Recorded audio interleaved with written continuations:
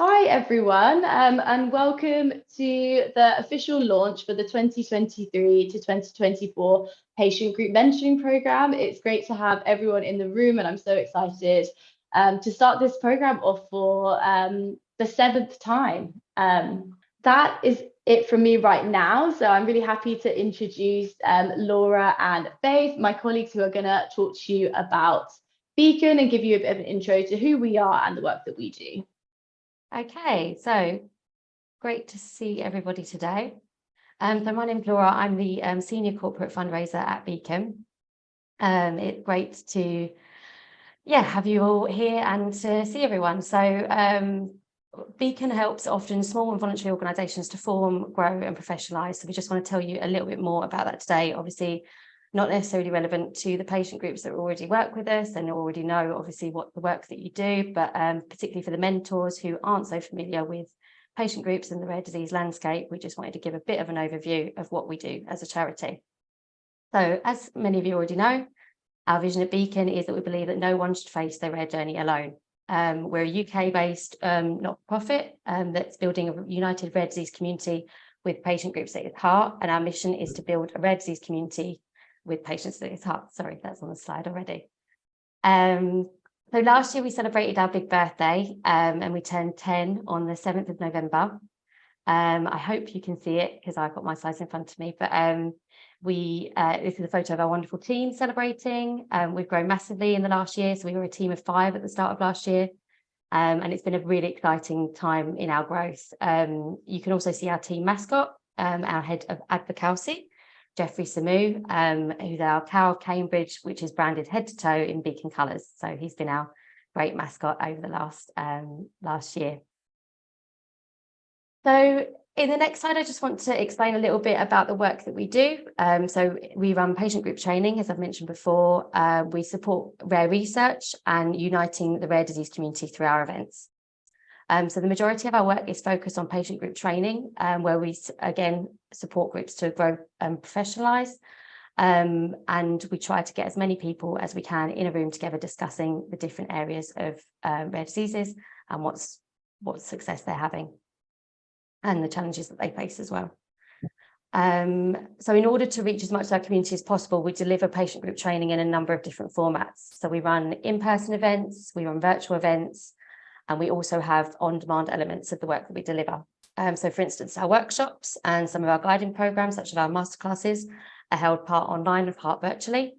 We also have the patient group mentoring program, which are all on today. And we have our online resources hub. That is also another way of accessing the work that we deliver in an on-demand format. So we run topics. There's a wide range of topics because we know all patient groups have different aims. So we support groups with developing as a charity. So with elements such as how to register as a charity, right through to fundraising and raising awareness of your individual conditions. We also have more scientific-based projects. So this year we're going to be running genetics and advanced therapies webinar series. And we're also going to be doing work around diagnostics. And in previous years, we've done work around patient group registries and early access, right through to topics like mental health and diversity that also filter into the individual topics that we run at different levels. So we try to cover a broad spectrum of topics. They're chosen every 2 years for our patient group survey and feedback forms and through talking directly to patient groups in the work that we deliver. If there are any topics that you are particularly interested in that aren't being featured, please feel free to contact the team and tell us about that, because we're always looking to respond to the needs of our service users. And I just wanted to give a bit more detail on our resources hub. So it launched August of last year. It's a revamp of what some of you might know previously as our e-learning portal. And it's gathered all of our videos and all of our written guides and basically everything that we can offer, which is a summary of the work that we've previously done, and also live talks from our events into one place. So as the topics in the previous slide, you could just click on a topic like health economics or drug repurposing or research and trial design and be taken to every talk, video, guide that we have in that area and access those materials at your convenience. Obviously, you're all on the patient group mentoring program today, so Hannah will be telling you a lot more in detail if you're not already aware of what you've let yourselves in for. It's a really exciting program, and it's one of our oldest and most successful training programs. And it's obviously everybody, as you know, is working towards a goal, and we'll be discussing that further on today. And I just wanted to let you all know about our showcase as well. So we actually have our Rare Disease Showcase series coming up this year. The first event will be taking place in Cambridge on June 14th. And it's a small evening event for networking, and we will have talks and other activities throughout the evening. We're also hosting a larger event in November, which is our big city event, which will be held in London or Oxford. We run these events as a chance to showcase what's happening in rare diseases in different areas of the UK. And we want to showcase and get everybody in a room together talking about what's happening and how they can work together and collaborate. So we're inviting patient group leaders, patients, members of industry. There'll be clinicians present, students, academics. It's a great event to come to if you haven't been to it already. We also accept proposals for lightning talks. So if your patient group or company would like to host a lightning talk, please send through those proposals. And yeah, just keep an eye on the event, and please come along if you can. I wanted to also touch on drug repurposing, which is an area of work that we have done since the start of when we were Finacure. We've held an annual drug repurposing conference every year. This is our first year of not running one. Previously, during COVID, we held virtual events. We had our first in-person drug repurposing conference at the end of the last year, the first one since 2020. And we're looking now to partner with Remedy for All to run a larger event next year that will take place at a European level. For those of you that don't know, Remedy for All is a consortium of European countries that are involved in drug repurposing, and we were fortunate enough to be included within that programme. So again, please refer to our website and follow us to find out more about the event that's going to be taking place next year, and Remedy for All as a programme. We also have our podcast, Rarely Heard, which I wanted to touch on because we've just released season 2. Season 1 was a huge success, and we've covered a range of stories, from direct patient stories to siblings of patients to partners of patients. It's really to represent the life and impacts that rare diseases have on day-to-day life and relationships. So yeah, please have a listen. It's on Apple and Spotify. Season 2 has a new exciting element that of also showcasing both sides of a rare condition. So we're going to be featuring a patient themselves and a member of industry or clinician that's worked with them. So it's really interesting. We appreciate your support. So have a listen and let us know what you think. We also have our Student Voice Prize, which I won't go into again massive detail, but we just wanted to highlight that we do run an international essay competition, and it raises awareness of rare diseases among medical students, nurses, and biomedical students. We all ask 3 essay questions, and in November we pick the winner that is featured in the Orphanet Journal of Rare Diseases. It's, again, really exciting project that we run. We partner with Medics for Rare Diseases on it, so it's a lovely collaboration. And yeah, if it's something that you have an interest in or you would like to take part in, if that's your field, then please let us know. And that is all from me. So that's all the information on all the work we can do. So it's a bit of a whistle-stop tour. But if you have any questions, please feel free to ask later in the presentation, and I'll pass you over to Faith, who will be updating you on patient groups. Thanks, Laura. So hi everyone, it's great to meet you all. My name's Faith and I'm Beacon's fundraising officer. I joined Beacon in September last year, so it's actually great to finally meet some of you and put some names to faces. Just following on from Laura, we thought it'd be a good idea to provide an overview of the rare disease landscape and the importance of patient groups. This is largely for the benefit of new mentors or anyone who's new to the rare disease space, just to help make sure everyone has an understanding of the power of patient groups and the support they can provide for rare disease patients. So just to begin, what are patient groups and why are they so crucial in the rare disease space? So patient groups are communities of people living with the same rare condition. Depending on their goals, they can help connect and support people living with a rare disease, provide the driving force behind research, and advocate for change in their rare condition. Having a rare disease is an extremely isolating experience, as some of us here today are aware of or have personal experience of. As it stands, 95% of rare diseases have no treatment, so patient groups could become a lifeline for rare disease patients, families, and carers. Patient groups also understand their rare condition and know what matters to patients. They understand the whole patient experience in a holistic way, seeing patients as individuals rather than only as patients. They know the way the disease impacts the daily life of a range of individuals, and they know what questions to ask. Therefore, patient groups are proactive agents for change who help to unite the rare disease community. Here's a case study of a patient group creating change for themselves and adding value for their community. Amanda's children were born with EOS, which makes eating and breathing extremely difficult. When Amanda's son Samuel was diagnosed, Amanda faced many challenges because clinicians knew very little about the disease or its long-term effects. Amanda set up the first UK Yahoo support group for those living with EOS, which ran for 7 years before it became a small charity, known as the EOS Network. Amanda's experience of the diagnosis of her son was much like a lot of the experiences you'll see across the rare disease space. The EOS Network was set with a clear goal in mind, which was to identify opportunities for medical care, and they've been advocating for this for 14 years.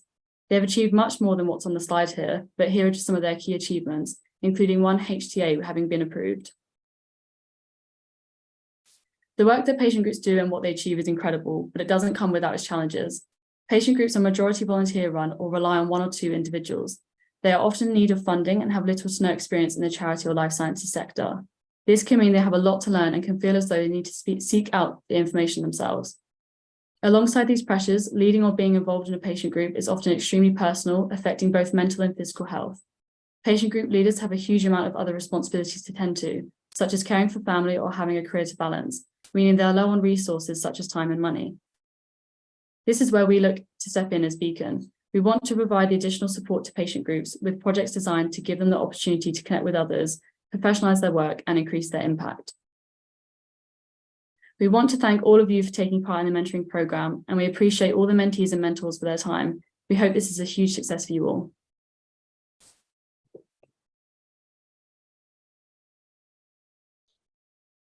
Okay, thank you so much, Faith and Laura, for giving that intro to Beacon. Like they said, I'm sure lots of you know a lot about us already, but we thought it was great to give a little overview for anyone that's new in the room. And we do have quite a lot of new people, new to Beacon, which is really exciting. So now it's back to me, and I am going to talk about why we're all here. I'm going to talk about the mentoring program, and to give you all an overview of, sorry, just getting everything organized on my screen. Yeah, okay. So I'm going to talk about how the program works, what to expect, and also what is expected of you as participants on the mentoring program. So I do want to start by introducing our mentoring team. We have just heard from Faith and Laura, but I'm going to get them to come up again. But my name is Hannah. I'm sure lots of you have already seen me, but I am the Senior Projects Officer at Beacon, and I'm also the project lead on the mentoring program. But we do have a big cohort this year. So we have recruited, I've recruited some more of the team to help. So I'm just going to quickly get them to say a really quick hello, just so you know who's on the mentoring team. Hi guys, so I'm Laura and I'm the Senior Corporate Fundraiser, as I'm sure you just heard me speak before, but it's lovely to meet you all and I'm looking forward to taking part. Hello, I'm Faith. I'm the fundraising officer for Beacon. I work alongside Laura.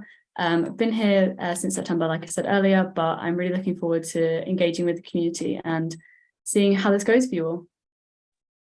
And that leaves me. I'm Blaine. I'm the marketing and engagement manager, and I'm so happy to see so many familiar faces that I've worked with over 3 years now. So I'm so excited that I get to watch your story grow. And just thank you so much for applying and for the videos you all did for the recruitment. I'm so happy to be here and be involved this year. Thank you. Great, thanks so much, guys. Get my slides back up.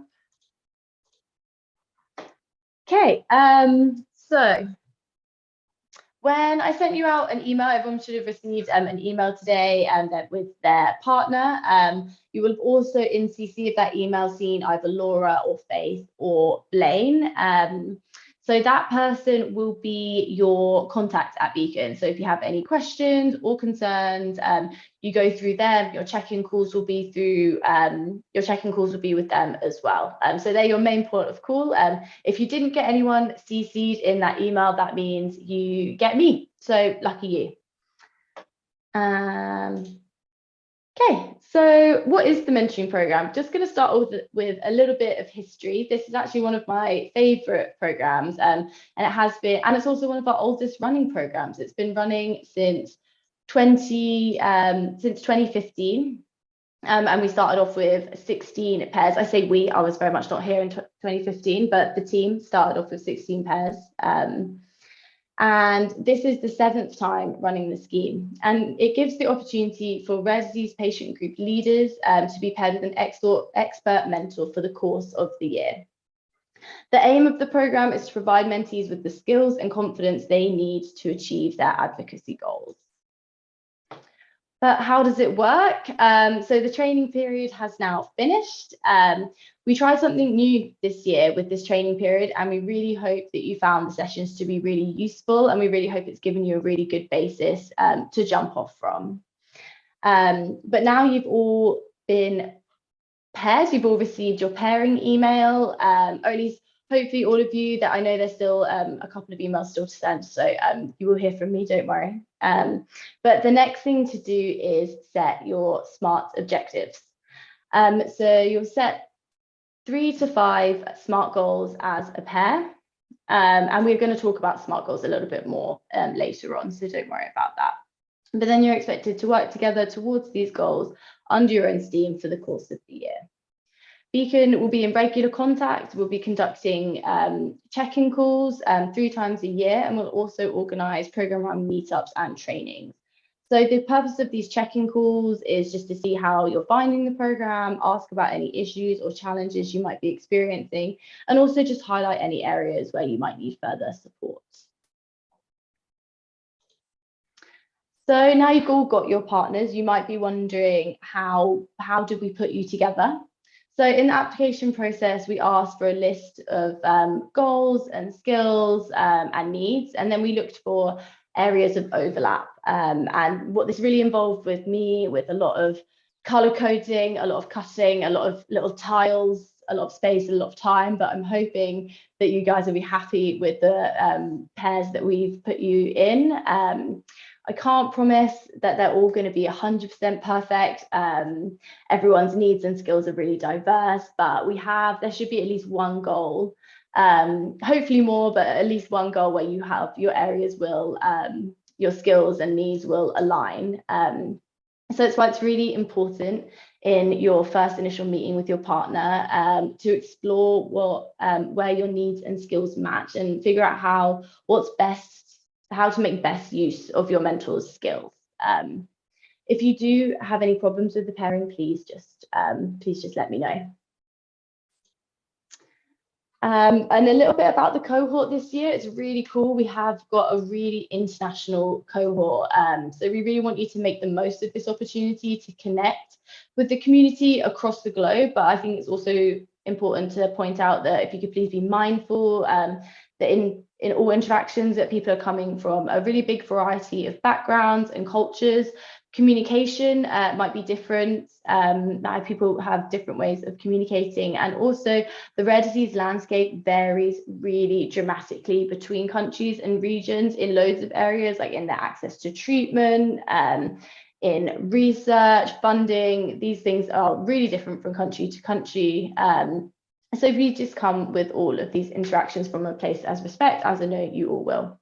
But just to highlight some of the countries we've got people from the UK, Spain, Canada, all the way from Georgia, Pakistan, Hungary, Zimbabwe, Ireland, United States, Uganda, and Kenya. So across the globe, and we're really excited to have such a diverse cohort. So I'm gonna give you a quick overview of what the program looks like for the rest of the year. So here are some key dates for you. Today, obviously, March 30th, this is the official launch and start of the program. The next date you'll want in your calendar is April 21st. So you've got a little bit of time, but it's April 21st is when we are expecting your SMART goals to be sent in. So if you could send those to your contact at Beacon, like I said, that person will be CC'd into your parent email. So if you just send those over by April 21st.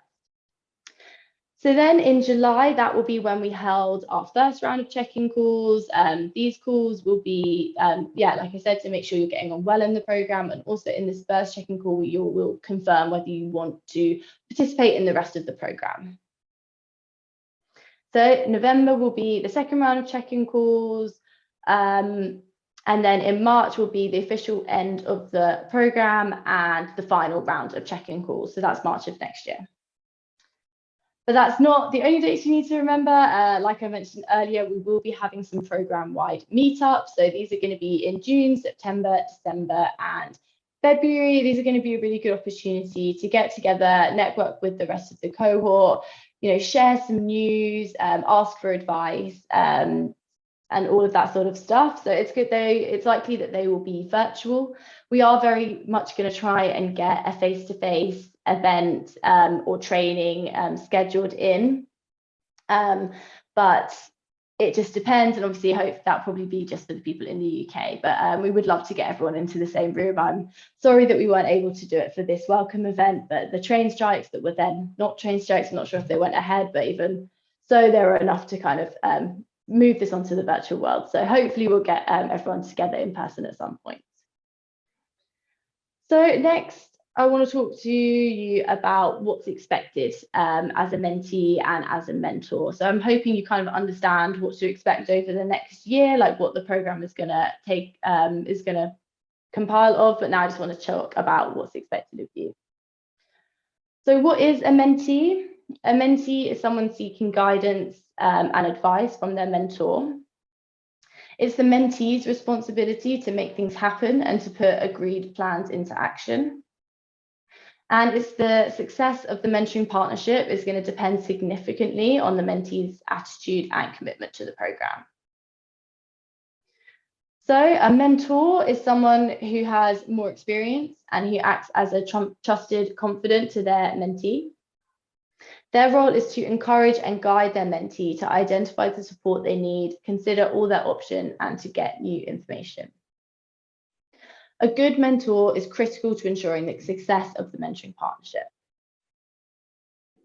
It's not the mentor's responsibility to take on projects on behalf of the mentee as a volunteer or to take responsibility for making the mentee's work successful.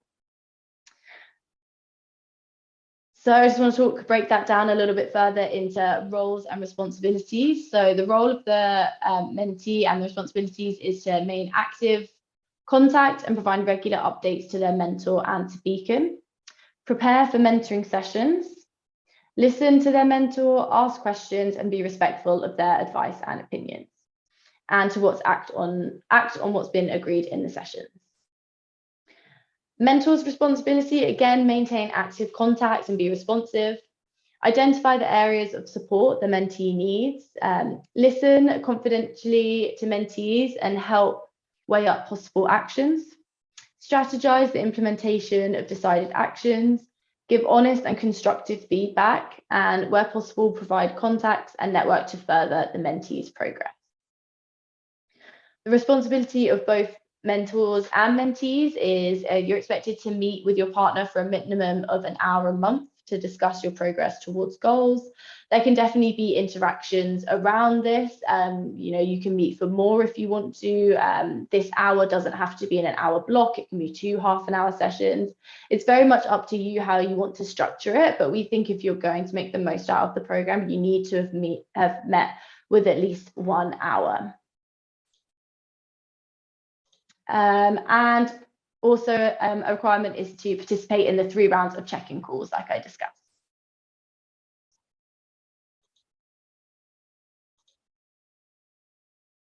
Okay, and it's really important to remember to be realistic. The majority of people are participating in this program on a voluntary basis. real life work commitments, illness, care and responsibilities are likely to get in the way. You just need to be respectful of each other's needs, time and energy. And please do remember that you aren't in this alone. So the mentoring cohort is a support network. If you're unsure of what to do next or how to help, please do reach out to your peers and or to the Beacon team.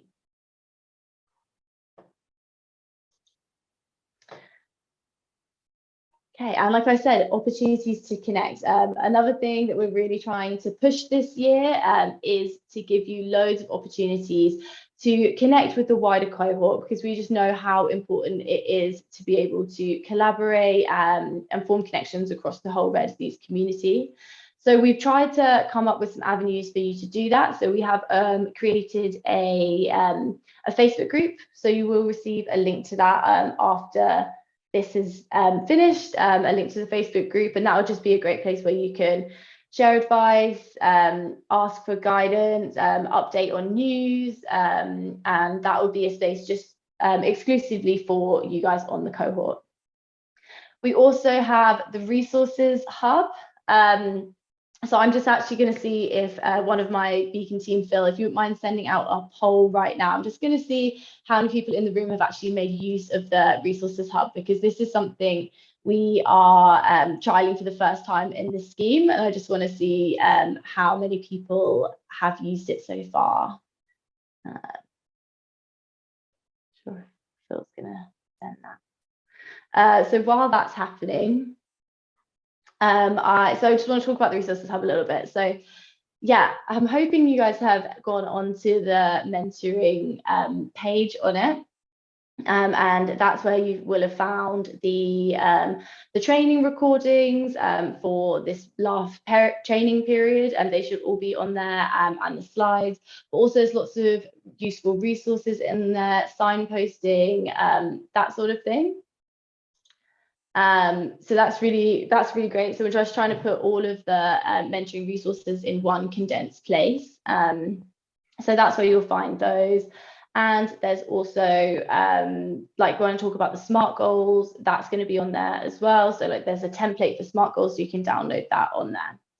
But I'm hoping over the next few weeks, what I'm going to get set up is a place where you have everyone's contact details. So you'll be able to go onto the resources hub, look at people's contact details, and also you'll have a short summary of their skills for mentors and their needs for mentees. So you might be like, I'm a mentee, I'm trying to do this thing. Let's have a look and see if there's another mentee that's also trying to do this thing, and then find a way to forward connections through that. So I'm hoping that would be a really good resource for you guys. So we have the Facebook group, we have the resources hub, and also, like I spoke about before, we're going to have these program-wide meetups that are going to happen throughout the year. So there's going to be lots of opportunities for you guys to connect with each other. Okay, awesome. So next up for the session, I am going to introduce Paul Wicks and Sam Fillingham, and they are going to give it a case study, because they were both on the program last year and they had a really successful mentorship program, and I thought it would be really beneficial for everyone to hear a little bit about what you can do and how you can make the best how you can make the best out of this program. So Paul and Sam, happy to introduce you. Hi everyone, thank you for that kind introduction, Hannah. I will start sharing. So yeah, it's great to be here and just reflect on the time that Paul and I have had together, and it's lovely to share it with you as well.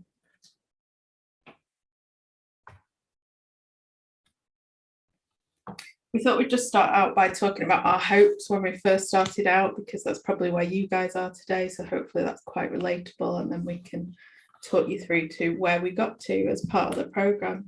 So for me, my hopes were really some help with focusing on the goals that I had for the charity. As everyone here that works in a charity sector probably feels, you have many goals, you have many hats to wear, and it's incredibly difficult to focus in on the really important ones. And I really wanted to learn more about the goals that I had, because the big goals that I was really struggling with were areas where I had the least knowledge in. So I think my main hope of the programme was to find someone that had knowledge in the areas that I needed to achieve for the charity, that they could help me focus on those all important goals. And thankfully, Paul was that person, because my main goal was to start our patient registry. And Paul, do you want to say a little bit about your hopes when we first started out? Sure. Hi, everyone. My name's Paul Wicks. I'm a neuropsychologist by training, specialised in motor neuron disease most of my career, but I've also spent the last 20 years or so working in digital health. So helping to build online communities, online registries, and using digital technology to conduct research such as decentralized clinical trials, surveys, and helping pharma companies to make better use of the patient voice in designing their products and services. So yes, I must say, my first year mentoring, I was so relieved that my mentee actually had needs that I felt that I could fulfill, because I think one of the anxieties from our side is, are we going to be able to fulfill these great hopes, these great expectations put on us? So I don't think it was mere coincidence that the folks at Beacon are very skilled and have been running this program now for several years. So I think they've got a good instinct for matching people up with those with those needs and those capabilities. And obviously the reputation of the organization is such that so many people want to volunteer and help out. I know many of the other mentors from other contexts, and they really are some of the best, and they're really passionate, really enthusiastic about sharing their experiences with you all. But equally, I think it's important to say, we're mentors, we're not experts. We don't have the answer. The answer that worked for me in motor neuron disease in 2002 when I was a PhD student will not be the answer that works for you in 2023 with whatever setup and situation you have. So this really is all about a collaboration, and my hopes were that I would find a collaborative partner who would bring their own issues to the table, but was also willing to try out different ways of working, different ways of thinking, and certainly had that in Sam. Brilliant. Thanks, Paul. I forgot to introduce myself as well. I should probably do that. So I'm Sam Billingham. I'm CEO of PIP UK, the Poland Syndrome charity. More succinct, but I'm sure there's more to it, but there we go. That's my introduction. We thought it'd be really helpful to talk a little bit about how we structured our work, so you can allay some nerves of some of the best ways that we found to work and how it might be helpful to you guys over the next year as well. Paul, I think you were going to talk us through this bit, weren't you? Yeah, so it was funny to think on reflection how much progress I feel like we've made in the relationship with actually how little face-to-face time. When you think about perhaps your contact time with a specialist or a neurologist that your child or your patient or yourself has seen, you might only be seeing someone for half an hour a year, and yet that time is really compressed. I felt like that with our time too, although we'd only got about 6 hours of meetings. Each one of those was very targeted, made excellent use of time, because we had set aside distractions. There were no phones, there were no emails, there were no other distractions running around. And because we're both a bit nerdy, Sam's got a background in sort of IT and project management, we're both very comfortable having shared documents that we could both sort of share ownership of, share responsibility for, so that we were quite literally on the same page. Because I think it is still quite possible either to talk past each other. One of the risks of mentors that we have to check with ourselves is not just to tell old war stories, which are great fun to tell, but may not actually be the thing that the person needs to work on. And so having the SMART goals documented in this way, for one thing, I think it just signals that the mentee has thought this through and has already done a lot of the foundational work and done a lot of their own research. It really gives you something to target in on and focus on. But also, between hour 1 and hour 4, we made a ton of progress. It didn't necessarily always feel like it, but we'd made progress on some of the thinking bits and the strategy bits and the whatnot we're going to do bits. And actually having that documented allowed us to go sort of back and go, oh gosh, look at how confused we were at hour 2, And so it was really helpful to sort of give that perspective. So, you may choose to use different artifacts than a Google Doc or something like that. It might be a deck, or it might be a whatever it is, or a talk, or something else entirely. But yeah, these were sort of really important thing. So to have sort of artifacts and rituals as part of your work together gives it more of a sense of meaning, coherence, purpose, and hopefully can lead you to a better result.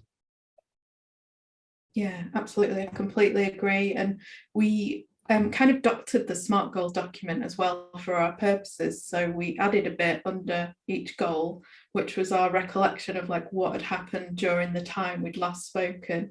So we each had a focus to come back to as well for the next conversation, because again, two very busy people getting together working on different things, it really helped us to be like, right, this is our one document, this is the one place where we're just going to bullet point what's happened in between and what we want to focus our conversation on as well. And that kind of married up as like an achievement document of where we'd got with each goal as well. So I would say really make use of the SMART goals document, spend time on it as a mentee at the beginning to really focus that goal and you know, set your sights high as well and make really good use of that. And yeah, if you can do a shared document, if that works for you, great, do that. And I was just going to add as well, like, you know, obviously be flexible over each other's times, but be really committed to that time that you do get together, because you will be able to achieve a lot in that time.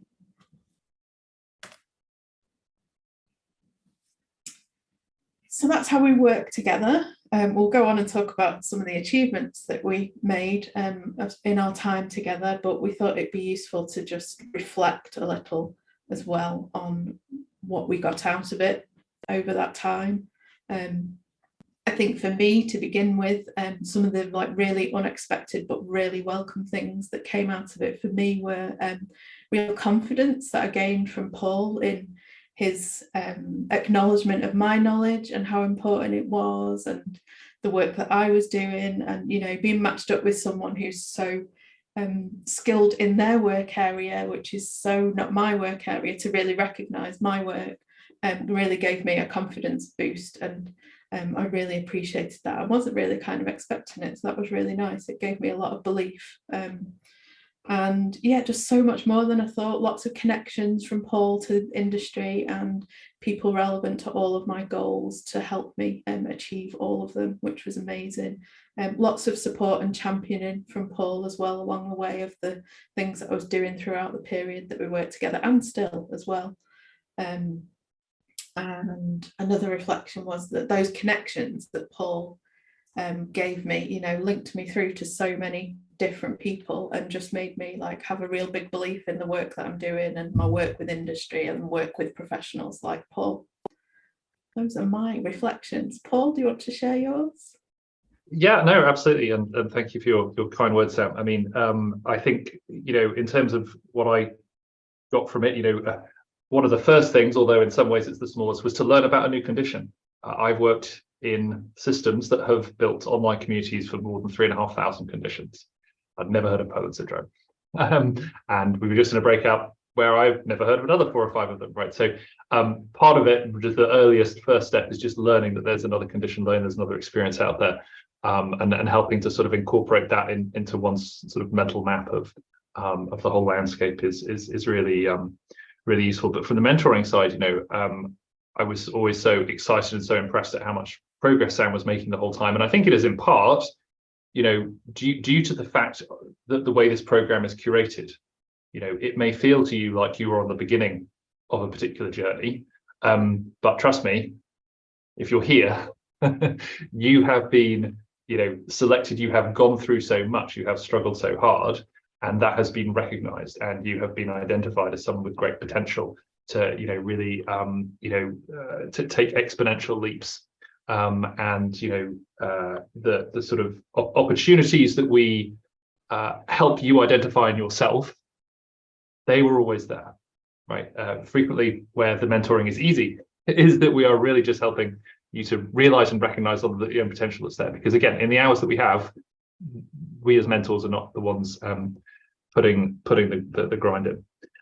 In terms of, you know, if I had specific advice for mentees of things that work really well in our relationship, certainly I think in your first conversation, you know, learning a little bit about how each of you work is really useful. How each of you think can be, you know, really important. Kind of setting your expectations very clearly. And I think a lot of this has probably been covered in your training. But one of the things that always excited me about my time with Sam is that she'd always come with a specific problem, a specific challenge. And, as we said, using this sort of document to just tick off stuff that's happened since last time was a more effective use of time. Because again, if you're only meeting every few months or so, you could easily spend the first half an hour going, well, I went to try and meet these people and they weren't available. So then I left them a voicemail and they didn't call back. Right, great, yes. How can we focus this in on using this time effectively? And so, yeah, having that feeling that the time has been set out planfully really gets you excited. Like I say, I do think one of the other advantages that you have here is that if you want, you can define a different role for your mentor on this program than you have from your board, your scientific advisor, your biggest funder, your trustees, whatever, right? If you want us to play devil's avocado or, throw ideas around, if you want us to brainstorm, if you want us to be cheerlead, you get to experiment with this. And one of the benefits is we are independent. And so I have no skin in the game. I have no kingdom to build. I have no, issues with other nonprofits in adjacent spaces or anything like that. Sometimes when you're first spinning up and you're saying, well, this person doesn't know anything about me or doesn't know anything about my condition area, that's going to be a challenge. Actually, my hope is that that's a real boot, that's a real benefit. Needless to say, everything that we discuss is held in complete confidence.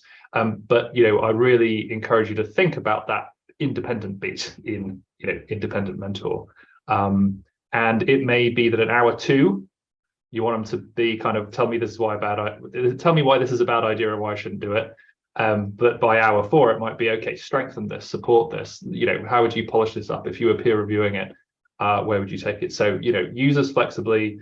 We're quite comfortable to play along to your tune, right? And this is very much that kind of collaboration. But we don't know the best way to lead you. Only you know that. And so although it's very much a partnership, you're setting the tempo, you're setting the tone. And if it's not going so well, that also needs to come from you. You need to sort of say, hey, I want to pause, I want to reflect for a second. How's this going for you? There's some more things I was hoping to get from this. How can we, do a little bit of a pivot? Because ultimately, we can't guarantee that every match is perfect or that, all the folks will be perfectly aligned with one another. But we know that you're equipped to do that, and the team at Beacon are there for additional support as well if that were to happen. Brilliant. So we thought it would be nice to end with what we achieved together over our time.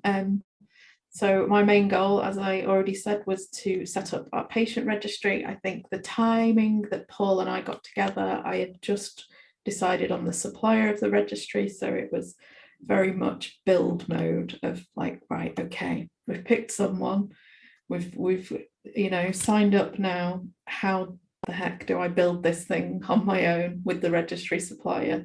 And Paul really helped me through sort of every step of that. There was lots of questions over different medical symptoms and things like that, and how it was all going to run in the future, that were really difficult on your own to answer day to day. And Paul was there for quick fire questions like that along the way. And so happily in January 22 we launched our registry, and it was launched with the goal of 100 participants in the first year, and amazingly we got 100 participants in the first 13 days. So we're like overjoyed with like the rapid deployment of it over sort of a 6-month period, and then the active engagement from the community. So, and I can hand on heart say that it wouldn't have gone as rapidly or as easily or as well if Paul wasn't there by my side to keep me on track, focused on that goal, and to help me with those questions along the way. So that was a really exciting achievement for me and my community. And then this is more recent achievement in our work together, which I could never have envisaged the time we started out that we would have published a paper together on that very subject, which was so exciting, an opportunity that came to Paul, and he kindly shared with me and some other co-authors, and that's just been published, and I will put the link to that in there because it's an open access paper that you can all get hold of. So we've worked for the last 6 months or so, I think, on this paper on how to build your rare disease registry using the experiences that we've shared in the last 18 months, really. So those were our main sort of key achievements together over that time. Is that a fair representation, Paul? Yeah, that's great. And you know, that paper came about because I was sort of, I think when we came to the end of the 12 months, you know, I was sort of sharing in public how much I'd enjoyed the experience, was thanking Beacon, and a journal editor sort of spotted that LinkedIn post and said, could you write that up? And it sort of occurred to me that this journey that Sam and I have been on, many other people must have been on it, and that we were in perhaps unique positions to sort of share that experience. And I actually roped in a couple of experts from other areas that know more than I do about things like privacy, to try and ensure that you know, we were sort of covering all bases. And then yeah, you know, so far this has only been out about a week, but you know, at least 500 people have read it already. And so yeah, I mean, maybe in your world that looks like a YouTube or a TikTok or a video or a blog post or something.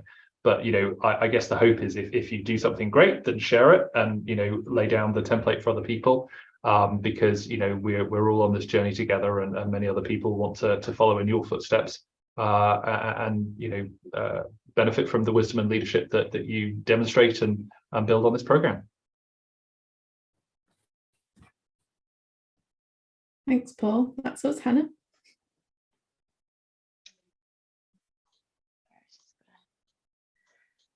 Okay, so I know I've talked a lot about goal setting. Each pair is expected to set 3 to 5 goals to work on together for the course of the next year. These could be anything from, like Sam and Paul, starting a patient registry. It could be getting set up as a charity, launching a fundraising you know, it's a fundraising campaign, sorry. So it's anything that your group wants to achieve in the next year. But what we really want to focus on is ensuring that the goals that you set on the program are SMART. So I know we've talked a lot about SMART goals so far, but what are they? So SMART goals stands for specific, measurable, attainable, relevant, and timely. And the point of using this template is that it allows you to clarify your ideas and to focus your efforts, use your time and resources productively, and therefore, ideally, hopefully, give you a better chance at success. So I thought one of the easiest ways of kind of showing what we meant is to give you an example. So I thought we'd follow through this example from like a Beacon perspective. So let's just say our initial goal is to help patient groups form and grow. So what's the problem with this goal? And I'm just going to ask you to pop in the chat what you think the problem, why I think this goal maybe isn't great. Phil, too vague. Waffly, yes, that's great. No time limit, very broad. Yeah, I think you guys know kind of what the problem is. So what we've put is too broad, basic, and vague. Doesn't tell us what we'll do, why we're doing it, how or when, and there's no plan of action to follow with this goal.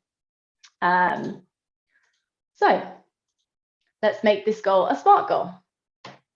So first of all, we need to make it specific. So how do we do this? We're going to break it down. So we're going to break it down into the what, why, how, who, and what are the limitations. So what is it? So we want to see groups become more skilled and more professional through a mentoring scheme. Why do we want to do it? We want to support groups. We know that patient support groups can drive real change for rare disease patients. How? We're going to pair patient groups with experienced mentors. Who? You guys, patient groups and experts. And then what are the limitations? So we're going to restrict the program to 30 participants. Okay, so that's the first thing. We've made it specific. Then we need to make it measurable. So what does completion of this goal look like? How are you going to know that it's been successful? So for this one, how we've broken it down is that we're going to record the number of mentoring pairs formed, how many complete the program and how many attend events and calls. We're going to collect qualitative data through check-in calls. We're going to track the progress through our bespoke patient group metrics. And also we're going to put a number to it. So for us, we've decided that success is over 70% of patient groups completing the program with at least 50% of goals achieved. And it's quite important to think about that. I think another element of that is that if you think about the numbers at the start, if you think about the success rate at the start, not only that this help you have something to constantly measure your goal against, so you can go back to it and make sure you're on track, but also this is data that you can use. This is impact data that you can then go and take back to your funders. If you're running something like a project, you can be like, look, this is what we said success is, this is what we've achieved. So it's really great to start thinking about that right from the start. So that's measurable.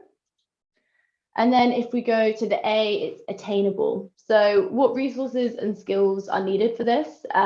Do you have these resources and skills? Can you find them? How will you find them? And is the goal dependent on other factors? So this is just another way of breaking it down. So for us, and for this example, so constraints and limitation, the program is dependent on securing an appropriate number of mentees and mentors.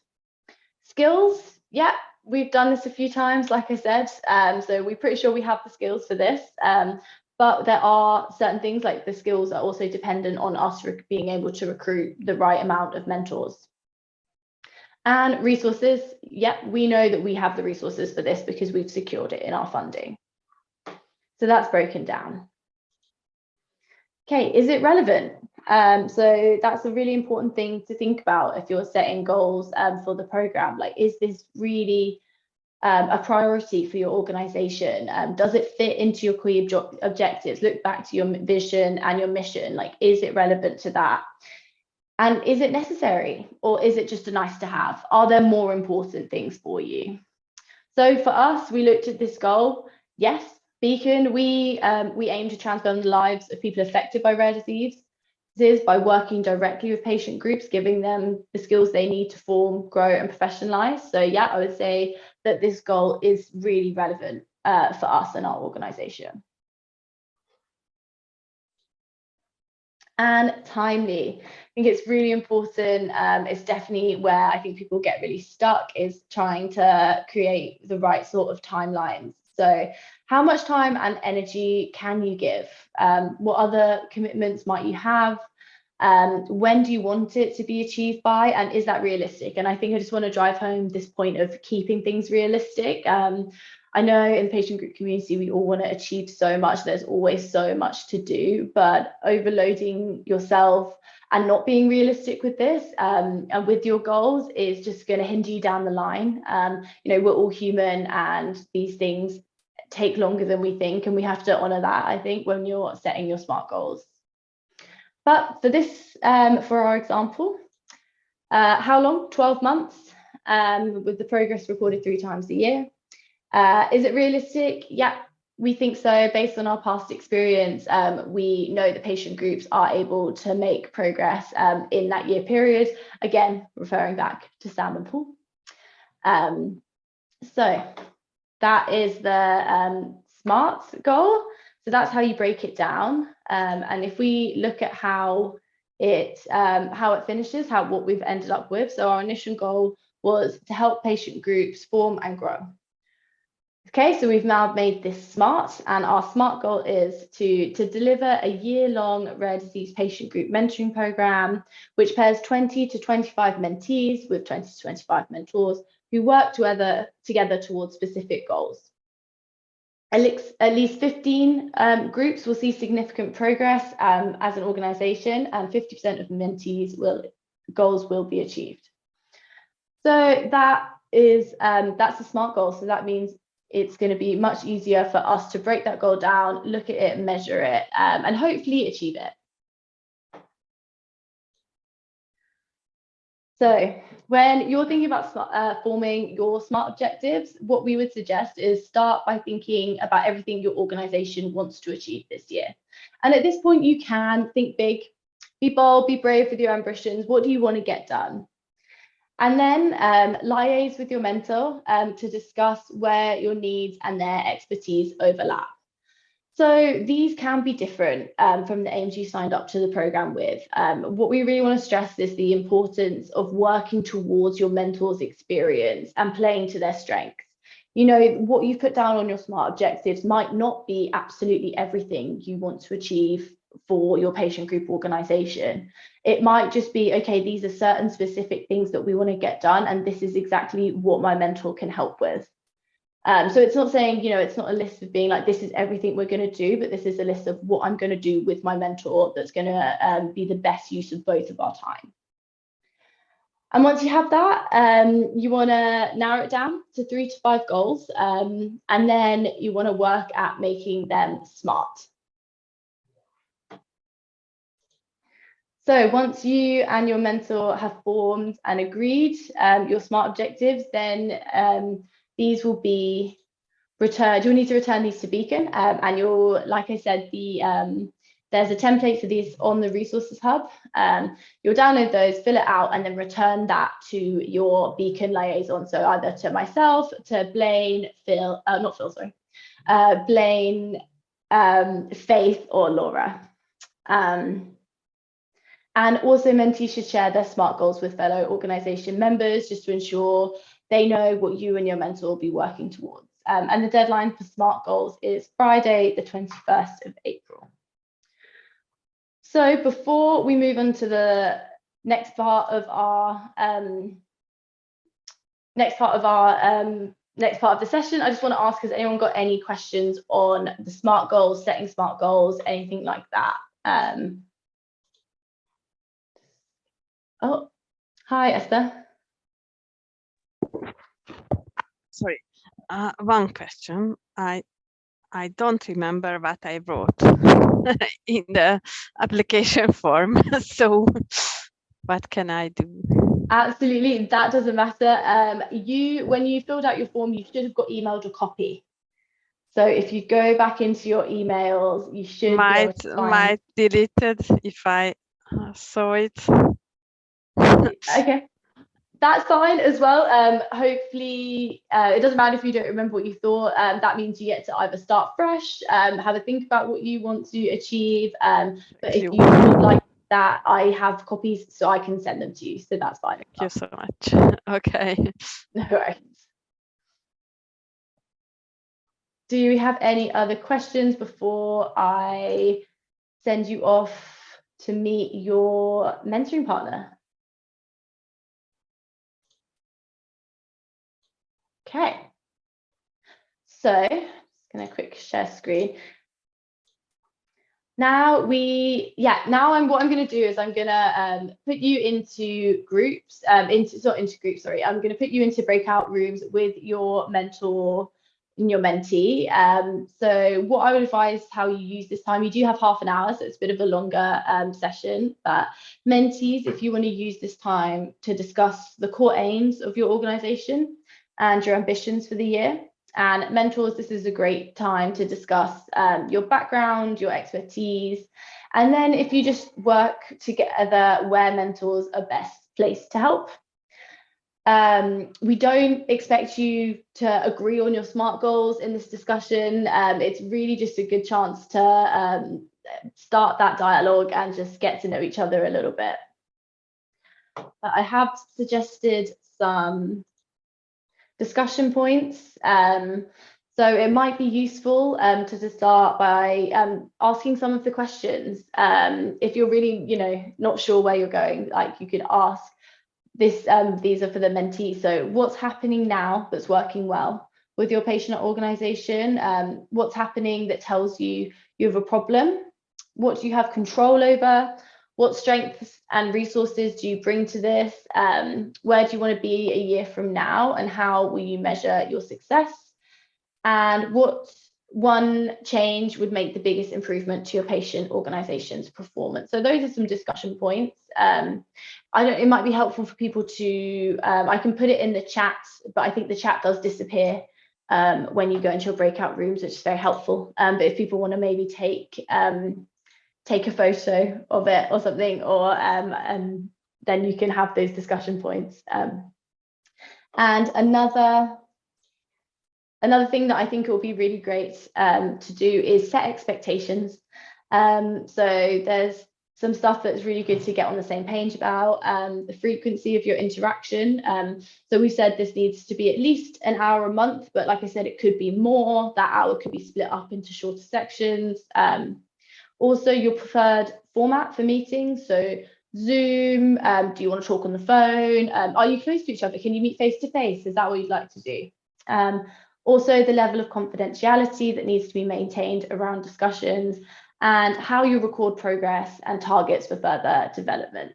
So those are just some discussion points and some expectations which might be helpful to think about in this next conversation.